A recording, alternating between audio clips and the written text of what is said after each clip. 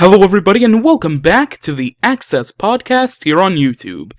In this episode we're going to be discussing WrestleMania 30. Let the good times roll. WrestleMania 30 is only a few days away. And I must admit that for the first time in a while, I am really excited, and I do mean legitimately excited about a WrestleMania. I believe the last time I was really excited about a WrestleMania was the 25th anniversary, and we all know how that turned out. Hopefully things will go better this time around. But anyways, we are going to be discussing all of WrestleMania during this episode, and really quickly before we begin, I want to also talk about the WWE Network. The WWE Network has since launched since the last podcast, and I do apologize that it's taken so long to get a new one out, but like pretty much a majority of the wrestling community, I have been just mesmerized by the WWE Network. All of the content that's on there now, stuff has been added since its launch. It's just fantastic. And I do want to talk about my experiences with it thus far. Apparently a lot of issues have been going on for many of the platforms it's offered on right now. I believe in the summer it's going to be on smart TVs and a few other things. But so far it's on Roku, it's on a few gaming consoles, it's on PC obviously, Chromecast, stuff like that. And I just want to say that, personally, I've had barely any issues at all. And when I say barely, there was the issue that everybody faced during NXT Arrival, with the stream freezing during the planned match between Tyler Breeze and Xavier Woods. Everybody had problems for that. There have been a few issues with on-demand stuff, but other than that, I've never had issues with the live feeds, except for NXT Arrival, and I gotta say, the PC version, from everything I've seen from people I follow on Twitter, emails and stuff, PC seems to be the perfect option for the WWE Network right now. And that's not to say that the others are inferior, but right now, there are less issues on the PC, it seems, than there are for, like, the Xbox 360, the PlayStation, and all that kind of stuff. And I'm really glad about that, because I don't own an Xbox or a PS3. I never grew up with them either when I was younger. The only console I do have right now is a Wii U. And I know, the Wii U's been, poor sales, but don't worry, Mario Kart 8 and Smash Brothers are gonna blow those sales through the roof.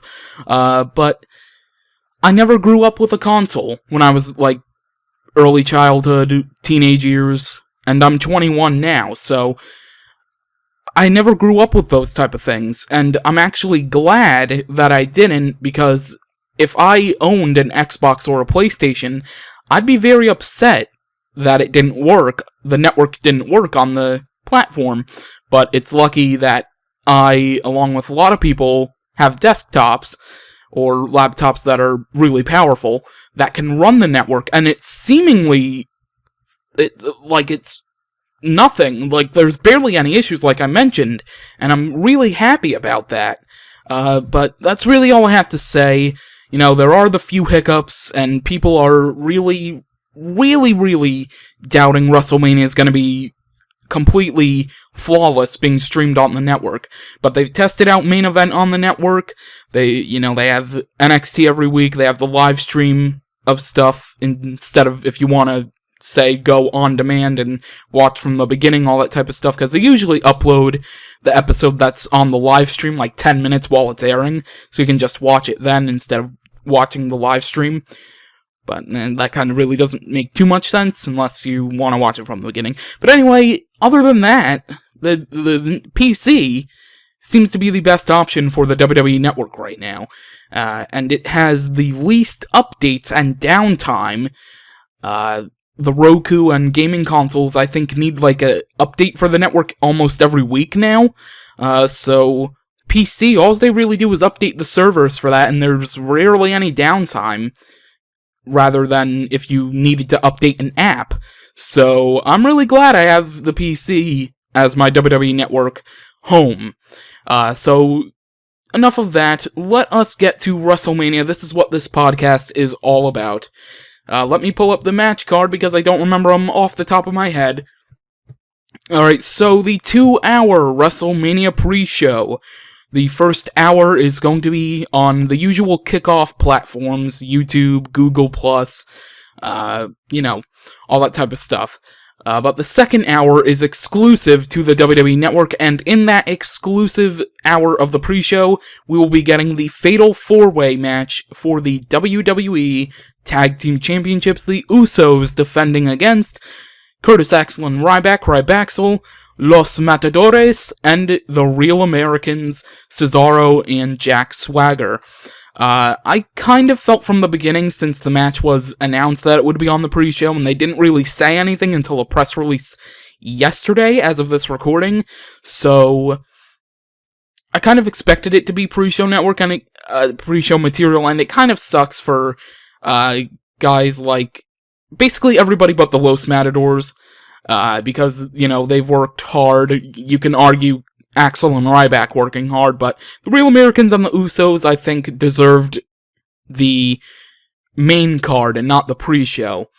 But nonetheless, I do believe that the Usos are going to be retaining. They only won the titles like a month ago, so it doesn't really make much sense to take the titles off them this early. It made more sense for the New Age Outlaws dropping the titles early, because, face it, who wants to really see them have a long run? So, I think it was a smart move to give it to the Usos. I mean, they've worked their asses off for the last few years, and they deserved the titles a long time ago, so it's about time they got them now, and I do believe that they will win in a pretty awesome opener to warm the crowd up, get them pumped up for the main card. I'm not going to try to predict what matches in order the main card will feature, but if I had to guess out of the current things, I could actually see them opening with either the Shield versus Kane and the New Age Outlaws or the Andre the Giant Memorial Battle Royal. I think they'll do Shield versus New Age Outlaws and Kane for the opener of the main show, so I'll just predict it now. The Shield, WWE was kind of wondering what to do with them. Were they going to split them up? Roman Reigns was going to have a major face push. Ambrose was going to, stay in oblivion with the US title and defend it once every 3 months, and Rollins would have ended up being like the guy that's used every Money in the Bank just for a crazy spot. But I'm actually glad they've seemingly turned face. I wouldn't say they're 100% full-fledged faces, just rebelling against the Authority now. But I do believe that the Shield is going to go over in their second WrestleMania match together. I don't think they'll split them up. I mean, it would kind of be a waste to keep them together until WrestleMania, when they had the perfect opportunity to split them up and do like a triple threat between them for the US title the last few months. So I think the Shield are going to remain strong at WrestleMania, and they're going to defeat Kane and the New Age Outlaws, the Authority, and just keep on rolling, and eventually they'll break up, but when that day comes, we'll cross that bridge. Anyway, next up, the Andre the Giant Memorial Battle Royal. I have to open the match preview because I need to actually see the list of entrants right now instead of just looking at the picture on WrestleMania.com. Alright, so I'm just going to do it from the list WWE.com has. The entrant list is as follows: Dolph Ziggler, Intercontinental Champion Big E, Fandango, Alberto Del Rio, Damian Sandow, Titus O'Neil, Christian, who I guess has a storyline concussion, so I don't know if he'll still be in the match, we'll have to wait and see, Sheamus, Big Show, Mark Henry, Heath Slater, Jinder Mahal, Don't Hinder Jinder, Drew McIntyre, Cody Rhodes, Goldust, Kofi Kingston, The Miz, Brodus Clay, who we haven't seen in forever, Darren Young, who seemingly went off the face of the earth after, the SmackDown after Elimination Chamber, Justin Gabriel, who we haven't seen in a long time, Rey Mysterio, R-Truth, Santino Marella, The Great Khali, Zack Ryder, Sin Cara, and Raw General Manager Brad Maddox. So, that's 27 names. There are 3 open spots. I do believe these final spots will be surprise entrants. As far as whom, I think it's probably guaranteed one of them is going to be an NXT guy. It'll most likely be Alexander Rusev, unless they want to debut Sami Zayn, Corey Graves, whoever, or bring back Bo. I mean, whatever they want to do. But I think one of them is going to be an NXT guy. You'll have one legend in the match, and maybe just a regular surprise return for the actual roster. So, a legend, a roster return, and then an NXT guy. I think that would be perfect for the final 3 spots. You never know what they're going to do. But as far as the winner, they really need to give it to somebody who can get a launch pad to a good career or revive their career, which has since fallen since having a major highlight, such as Dolph Ziggler or Sheamus. Because Sheamus, man, he's fallen since he returned since he got injured, and since he's returned, he's really fallen. I don't know. I mean, the people are obviously going to say it's probably going to be Big Show and Mark Henry, and I could see them doing that, but I think an upstart is going to win. Like, Ziggler, he's like 33 years old, but he still has like 10 years of his career to do.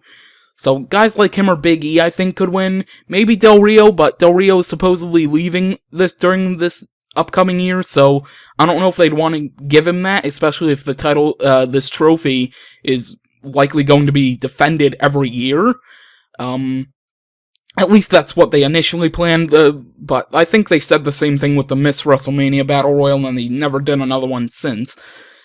Or I could even see Miz winning. I mean, Miz is supposedly undefeated at WrestleMania, although I think he did lose, the dark match where him and Morrison lost the tag titles to Primo and Carlito, I think. I think they count that. Well, apparently if they say he's undefeated, they don't, but I would count it. So Miz isn't really undefeated, but I think one loss, which they'll probably never really acknowledge ever again, is going to hurt him. So maybe he could win? This is one of those matches you can't really predict. Hell, they could even have Brad Maddox win of all people. But if I have to pick somebody, I mean, they'll probably do the obvious thing, and that's Big Show winning, because make a connection with him and Andre. They'll probably do that, and that makes me sad. But anyways, on to the Vicky Guerrero Divas Championship Invitational. Yes, the Divas match this year is actually going to see the Divas title defended for the first time in 7 years. WrestleMania 23, Melina and Ashley Massaro, I think it was, for the women's title. 7 years later, we get the Divas title on the line, and it's actually an invitational match, which I'm actually okay with. Although the rules for the Invitational make absolutely no sense.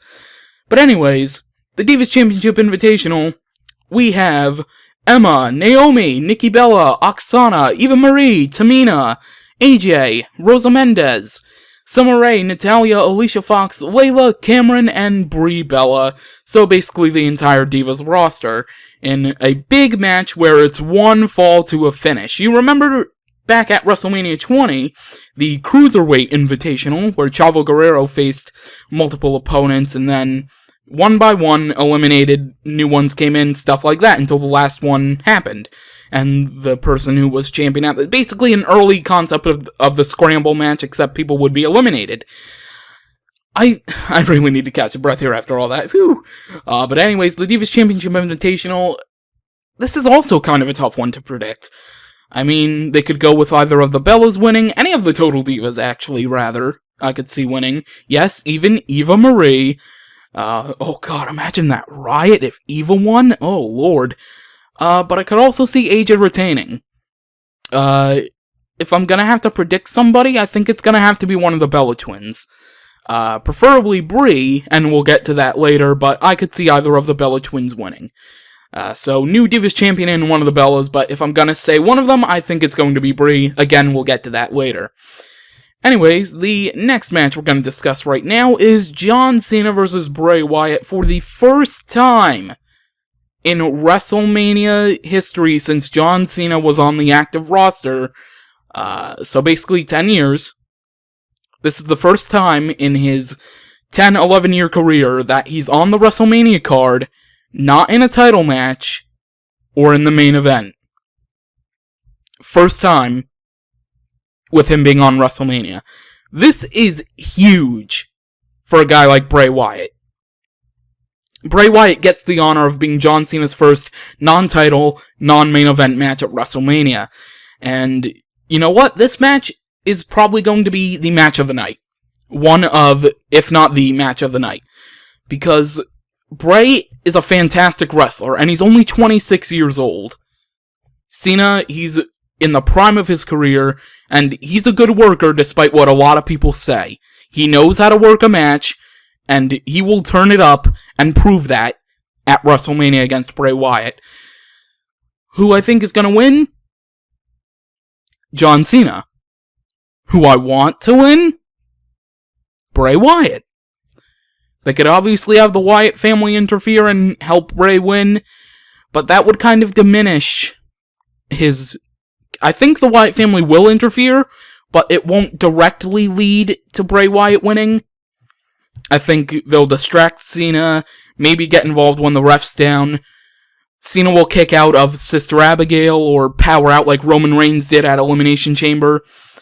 But I think 5 to 10 minutes later after that point, probably 5 to spare time for other matches, that Bray is going to surprise Cena with his crossbody, Sister Abigail, and he's going to win. I would love to see that. I wish it would happen. But deep down in my stomach, I think Cena's winning. And I do hope I'm wrong on this one. I'm going to predict that Cena wins, but I hope to God that I am wrong. I really hope that I'm wrong. I would love Bray Wyatt to win.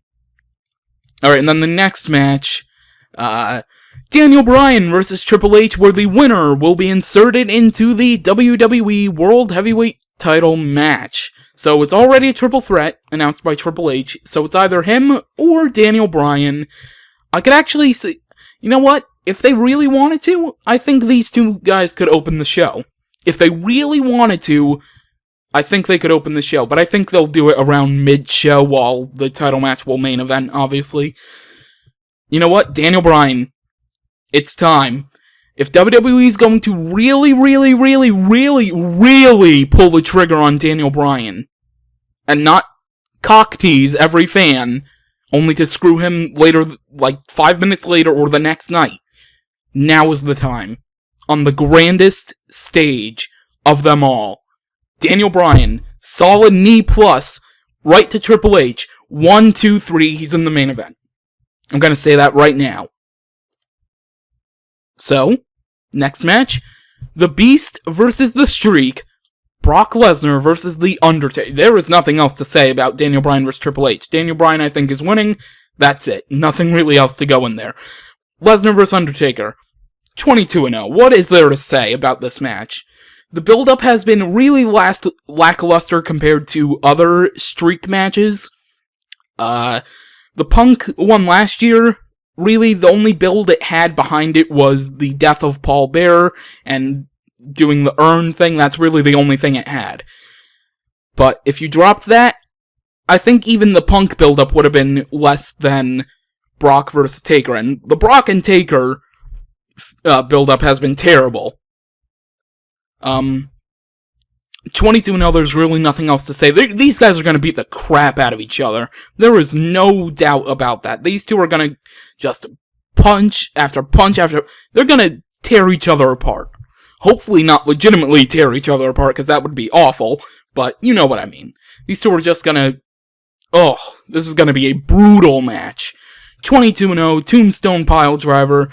Taker's probably going to kick out of the F5 about 2 times, maybe 3. Break out of the Brock lock, the Kimura lock. He's going to do it all. He's going to hit the Tombstone when Brock least expects it, 22-0. And then, Taker can rest until WrestleMania 31. Against who? Who knows? Alright, and the main event for the WWE World Heavyweight Championship, Randy Orton, Batista, and, as I predict it, will be Daniel Bryan. So, the question is, what is WWE going to do if Daniel Bryan is in this main event? He's already beaten Triple H. Let's just go with that. He's already beaten Triple H. Now he's in the main event. However many matches later, how many minutes, hours later. will he be 100%? Because I think him and Triple H is going to be a brutal match, just like Brock and Taker. They're going to beat the holy hell out of each other, and both of them are going to be really be able to stand at the end of that match. So will Bryan be 100% for this match? Can he achieve the dream at the grandest stage of them all? Can he cause 75,000 plus going, yes, yes, yes, all at once? I already answered that question for you. Yes. Yes. Yes. Daniel Bryan will overcome all of the odds, once and for all, to defeat both Batista and Randy Orton. If it doesn't happen, which there is a chance it could not happen, then I think Batista is your second choice to be the winner. I mean, he came back, to win the title, promote Guardians of the Galaxy, stuff like that. If Bryan doesn't win at WrestleMania, he will come very close. But Batista will overcome him. If he doesn't win, Batista will overcome him by barely an inch. If he doesn't win the title at WrestleMania, he's defeating Batista at SummerSlam. That would be my prediction. If Daniel Bryan does not win the title at WrestleMania, him and Batista will headline SummerSlam, and that is when Daniel Bryan wins the title. I'd like to see him win the title at WrestleMania, but it would also be a very good story if his journey to become WWE Champion once and for all started at SummerSlam 2013 and ended at SummerSlam 2014. Either ending, it would be an amazing story of Daniel Bryan's career for years and years to come. So those are my predictions for WrestleMania. Really quickly, let's run them down again. The Usos in the pre-show, The Shield. Then we have probably Big Show in the Andre the Giant Battle Royal. Preferably Brie Bella in the Divas Championship Invitational. John Cena, The Undertaker, Daniel Bryan against Triple H, and hopefully Daniel Bryan against Batista and Randy Orton. But the other alternative, Batista over them two, and then Bryan wins the title at SummerSlam over Batista. Those are my predictions for WrestleMania. Leave your thoughts down below, leave your predictions down below, and tune in this Sunday to see if any of us are right, and if Daniel Bryan can achieve the achieve the dream. That is going to do it for this edition of the Xcess Podcast. It has been a while, so I apologize for being so rusty. Thank you all for listening, and I will catch you sometime sooner than about a month after WrestleMania Sunday. Enjoy WrestleMania activities if you're actually attending in New Orleans, and enjoy the ride. Thanks again for listening. I've been James Rolls, and I will see you next time.